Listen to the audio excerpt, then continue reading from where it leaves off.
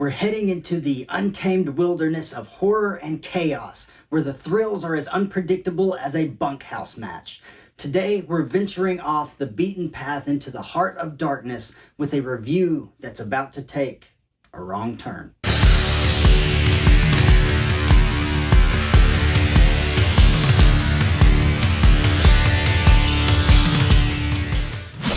Welcome back to WWH. My name is Andrew Dreamer, and that's right, we're looking at Wrong Turn. In the heart of the densely wooded Appalachian Trail, Wrong Turn unfurls as a suspense-laden horror tale where the story kicks off as a group of friends embarks on a hiking adventure navigating the serene wilderness. But little do they know, the path they've chosen will lead them straight into the jaws and stomachs of terror. Wrong Turn was directed by Rob Schmidt and was written by Alan B. McElroy, who also wrote Halloween 4, The Return of Michael Myers. It stars Desmond Harrington, Eliza Dushku, and Jeremy Sisto. But before we hit the ropes, don't forget to drop a like, hit the subscribe button like a pop-up powerbomb, and ring the notification bell to join the WWH Universe, where every movie is a main event waiting to happen. But now it is time to head down to the ring to get this hard-hitting show started. The film opens in a remote West Virginia forest where two college students, Rich and Hallie, are rock climbing. Rich makes it to the top before Hallie does, but gets killed off screen before he can help Hallie up. Someone begins pulling her up, forcing her to cut the rope and then fall to the ground. She tries to escape, but gets caught on barbed wire and pulled back into the woods, still screaming. Sometime later, medical student Chris Flynn is on his way to an interview when an accident on the highway prevents him from going any further. He has to turn around and find an alternate route, which he does when he stops at a gas station ran by an old man with one tooth who spends most of his days drinking Pepto-Bismol. On a map, Chris finds a dirt road called Bear Mountain Road and decides that's his new route. The old man gives an ominous warning as Chris drives away. You're the one gonna need to take care.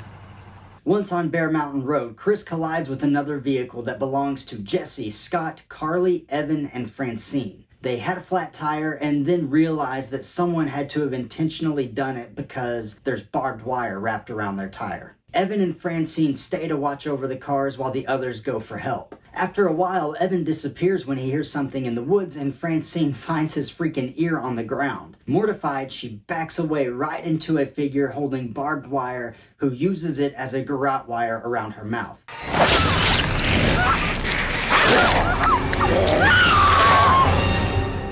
The others come to an isolated cabin that looks absolutely disgusting. What they find inside, though, is even more disgusting and disturbing than they could have imagined. They find body parts in the fridge, weapons laying everywhere, and even a freaking body in the bathtub. Yeah, it's time to go, guys. Before they can get out of the house, they see a truck pulling up and are forced to hide. The truck is towing both of the broken down vehicles, and inside of it are three cannibalistic inbred mountain men. They enter the house with Francine's corpse and dismember and eat her, while the others hiding are forced to watch.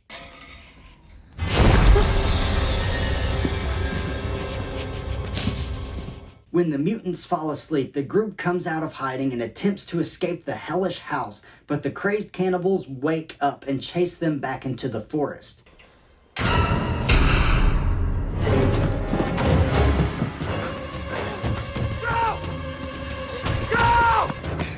They find themselves in a field full of cars from previous victims of this ferocious family. While trying to distract the cannibals, Chris is shot in the leg, forcing Scott to attempt a diversion of his own. Hey! Hey!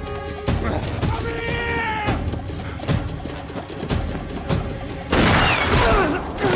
The girls get Chris and steal the truck driven by their attackers. While running through the woods, Scott is shot with several arrows and killed just as he nears the truck, causing Carly to burst into tears. Scott! No! No! Let go! Let me go! After having to abandon the truck, the remaining trio comes across an old watchtower and find a radio they used to call for help. Unfortunately, this is also their undoing in this watchtower, as the noise from the radio alerts the cannibals. They set fire to the watchtower, causing the trio to jump out the window into the tree branches below.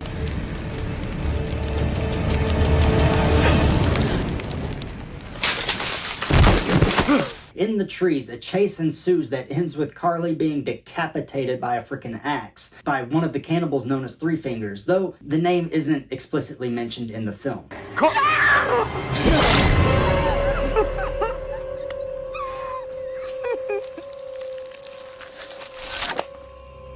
Chris and Jesse set a trap to knock Three Finger out of the tree with a branch, and boy does it.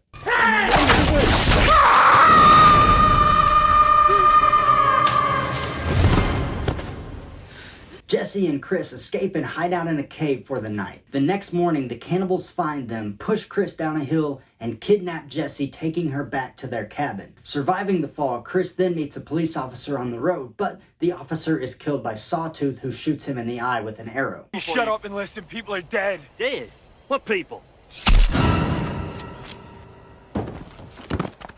Sawtooth, another one of the cannibals, is played by Gary Robbins. Robbins was also a professional wrestler, traveling the world, sometimes as a part of Demolition in the early 1990s. Chris manages to hitch a ride onto the underside of the truck as Sawtooth drives it back to the cabin as well. Jessie has been tied to a bed in preparation to be eaten, as she watches the cannibals chop up the dead police officer. Chris then sets the house on fire and drives the truck right through the frickin' front door.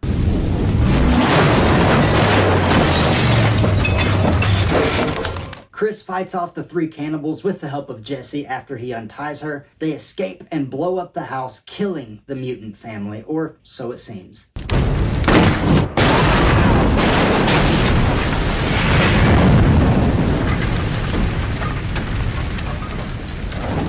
The pair leaves in the cannibals' truck and eventually arrive at the gas station from the beginning of the film. The attendant, obviously recognizing the truck, immediately hides, running like a scared little kid.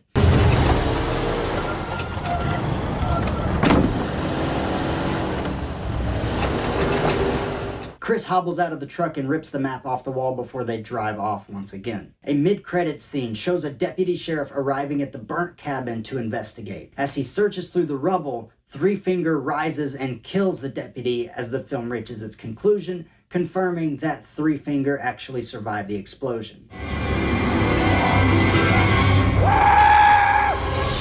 This film received 5 sequels and a reboot, meaning that this thing turned into a full-blown franchise despite the fact that most of the sequels are absolutely terrible. Wrong Turn is a brutal and unrelenting horror experience that captures the essence of survival horror in a way that appeals to fans of the genre. While it's certainly not for everybody, I do find this movie enjoyable enough. It's good, but it's not great. And we will look deeper into why that's the case, but first we have to take a short break, so stick around for more WWH action. If you're looking to save 20% off of your entire order from Redcon One, look no further, I have a deal for you. When you're checking out, all you have to do is type in Andrew Dreamer in the promo code box and you will receive 20% off your entire order, so go check it out. Also, head over to ProWrestlingTees.com/Andrew Dreamer to check out some of my merchandise. You're sure to find something you like. And last but not least, head over to Patreon and become a member of the WWH Universe. There are a lot of really cool perks and we would love to have you. We are back. Let's continue this cannibalistic crisis as we head back down to the ring for the positives. First and foremost, I'm a fan of Desmond Harrington. He's probably best known for his role in Dexter, but this movie gave him a chance to be front and center. I think he does a good job with what he's given here, and his character is really likable. And honestly, I can say the same about a lot of the actors in this movie. I think they all do a good job with what they're given. I think the actor that stands out the most, however, is Jeremy Sisto. He's so naturally funny, and it definitely comes across on screen. And the actors playing the cannibals gave it their all too. I mean, they really leaned into it and did everything they possibly could to be terrifying and disgusting.